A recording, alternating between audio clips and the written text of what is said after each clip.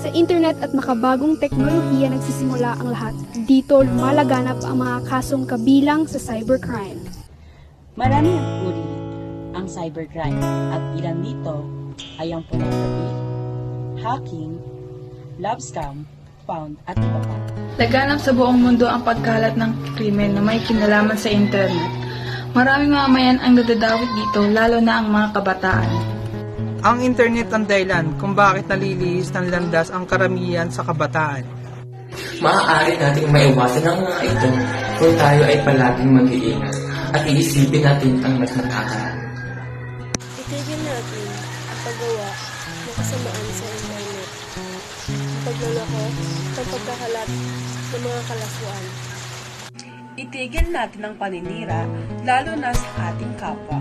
Bakit hindi natin simulan ang pagbabago kasabay ng pagbabago ng ating mga teknolohiya?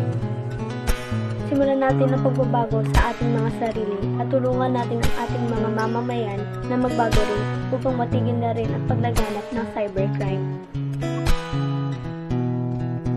Kaya lagi nating tatandaan, stop, think, and listen.